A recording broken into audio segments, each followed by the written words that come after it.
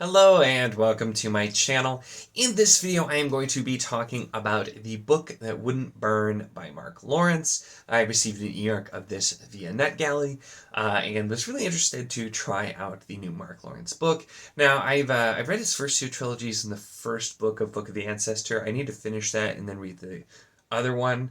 Although I know usually the books are somewhat connected. This I know is starting kind of a new thing, so I figured I would jump in here with it. And this is one that I've had a hard time kind of trying to figure out how to phrase things and get all my thoughts out here because I had a lot of conflicting feelings about this book. I think in part because there are a lot of conflicting things in this book. And so let's talk about it and kind of go through. So the Book That Wouldn't Burn, we're following two characters. We have Lavira, who is a young girl out in the dust, kind of a wasteland, very dangerous, out in the middle of nowhere, and that's kind of her life that was set up. And Ivar, who has lived his whole life inside of a library with some siblings, and they can't actually leave the library. And that's kind of the setup, and that's pretty much what you get in the synopsis of this one too. It doesn't go into a lot of detail. And then, of course, their stories start to kind of intertwine. And especially in the first half of this book, or kind of the early parts, there's a lot of looks at the themes, and it feels in a lot of ways a little more like speculative fiction, where we're exploring the ideas of books and stories and fiction and knowledge and progress and human nature, and like there's a lot of these things that we're exploring and looking at. And so we have that on the one side, but then on the other side we have the more kind of traditional character focused story that's a more simple fantasy story with other elements in it, and we kind of have the two combined.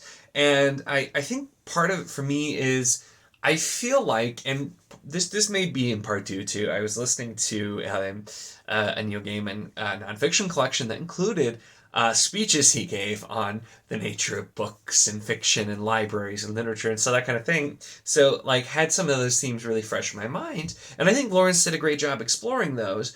But I feel like, maybe a novella, would have worked really well to explore that, and then we could have also had a separate book where it's more so looking at the characters. The one of the main characters, Lavira, very much reminded me of kind of like a Sanderson archetype character as well.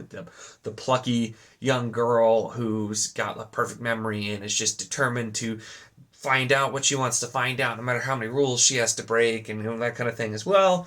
And so it just was both sides of this felt very different from what I'm used to with Lawrence, which, like I said, I haven't read all of his stuff, but the style is a bit different here too. He's writing with a little bit more elevated prose than what he normally uses, from at least from the 7 books of his that I've read. And it's not like super purple or over the top or anything, but it has definitely a different feel. And then just the characters and the exploration of theme feel a little bit different here as well. And it's so the first of many of the things which I kind of made a comment of, like conflicting thoughts. So I said the prose is a little more elevated. We're exploring theme. We're really looking deep into these things. But then we'll get like random bits of kind of ill-timed humor. Or just like jokes that I'm like, why? How does this fit in here? There are quotes at the beginning of each chapter, and some of them are real people. Some of them are obviously meant for you to know who the person is, but there's like a change to their name in a really basic way.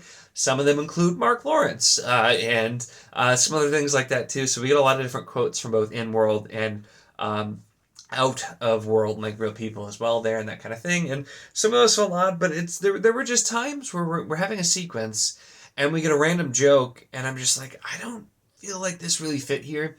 And so it's not to say they were like terrible jokes, it just didn't really feel like it fit. And that's kind of where I ran into things a lot, where I'm like, I really like certain parts of this, but then there are other parts that weren't working that well. I really liked the exploration of the themes early on, but the further we got, kind of the more muddied the waters got with the themes. It started to become less clear what he's going for, and maybe he just wanted to discuss them, and wasn't really trying to go one way or the other. But it becomes a lot less clear the further you get. I feel like themes should probably become more clear the further you go, and so kind of had some of those issues with the characters too. It's the one character, the Free Sanderson character. It took me a bit to really get in there, because I'm just like, oh, this is kind of a basic character, okay. Ivar was a little more interesting from the start, but they both become pretty interesting, and following them I think works, but there are quite a few named side characters of varying importance, and a lot of them feel kind of interchangeable in a lot of ways. And some of them we don't see for a while, and then we'll see, and I'm like, I'm not invested in you at all. I don't really care what you're doing or what's going on with you, because we haven't been paying attention to you for most of this book. And so it's kind of that mix too, where like the character focused story I feel like works, but we're mainly focusing on just these two characters, because we need to also spend all this other time exploring the themes, and the further we get, as we start to explain more and show more of what's going on, that's where it starts to get just a little bit messy, and that's where I feel like I don't know that these things needed to be combined. I feel like they could have been done separately, and might have worked a little bit better here for me. But that's kind of how I was feeling about it.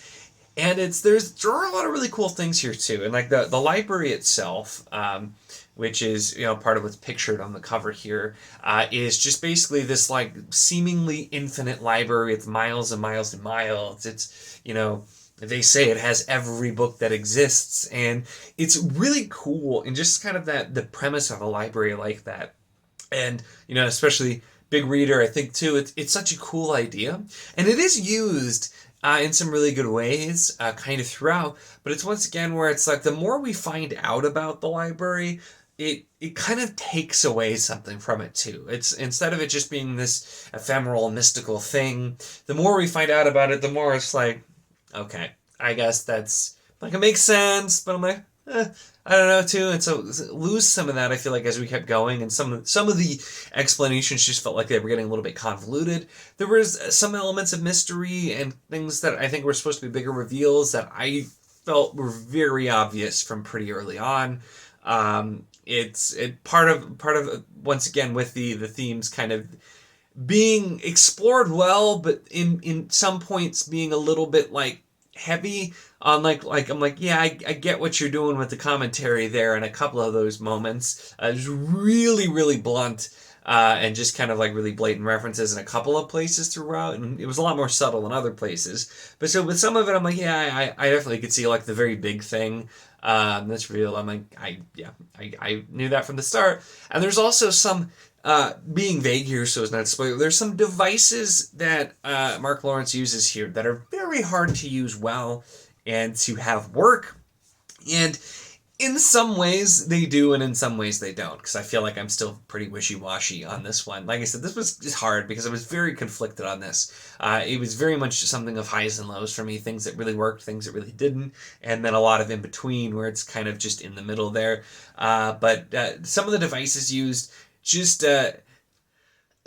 I feel like he fell into some of the pit traps that often happen with the kind of device he was trying to use in a couple of places. And I feel like if you have read this, you will know what I'm talking about. And then if you do read it, you'll know what I'm talking about it. But it's I'm trying to not give anything too much away, because the synopsis here is, like I said, pretty vague, and I think you're supposed to just go in and kind of discover this stuff for yourself. And so that's kind of where I'm trying to leave that here.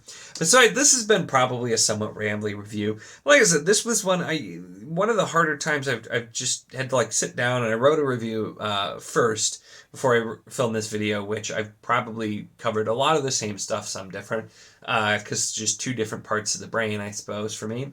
But it's trying to just kind of figure out how I feel here, because there were a lot of things I liked about this, and there were a lot of things that left me feeling a bit underwhelmed as well. And so this was one I'm really, really torn on. It's where like I'm curious to see what'll happen, because from the other books I've read by Lawrence, he does tend to have very strong book twos, even if book one is not like the super strongest. Like Broken Empire, King of Thorns is fantastic. Book 2 of Red Queen's War is really, really good too. And I haven't read book 2 yet of Book of the Ancestor, but I'm hoping it's really good because I was kind of more middling on Red Sister as well. But so I think this is something that potentially Lawrence can still do. I'm not writing off this series or saying this is a bad book, you shouldn't read it. I'm kind of just trying to get across how torn I was and maybe manage your expectations and kind of give you a little more information about what kind of book this is, because especially if you go in just expecting a normal kind of Lawrence book, that's not really what you're getting here, at least in my opinion and from the things that I've read. Like I said, I haven't read his 2 trilogies in full that came before this one, so maybe you had a different experience, but it feels very different in a lot of ways, and just didn't always come across in the best possible way. But I'm curious to see if this is something that will all make sense or that will really pull together, because this is a trilogy. This also felt, for the most part, that it could have been a standalone. Because it was pretty long, and like I said, and kind of putting a lot of elements in. So I'm curious because it leaves off very much like getting ready to do more stuff for a sequel, but at the same time, I'm not really sure where it's going to be going based on where everything went here. So it's what I'm curious on, and I think it's still definitely worth a read. It's probably different than what you're expecting. Either as a first-time Mark Lawrence reader or if you've read a lot of Mark Lawrence, probably different than what you're expecting. And so I hope that this review was helpful with at least kind of letting you know what you're getting into with this one. So overall, those are my thoughts on the book that wouldn't burn by Mark Lawrence. Let me know in the comments if this is one that you are going to be reading, or if you're somebody who has read it by the time this comes out. I know there's a few. Definitely let me know your thoughts here too. Always interested to see that. Make sure to give the video a like if you enjoyed it. Check the link in the description, as always, for the Wizard Leader Do It Discord if you want to chat books, whether this book, other books, any books, really anything at all. It is a lot of fun, and we'd love to have you. And of course, if you enjoy my content, make sure to subscribe.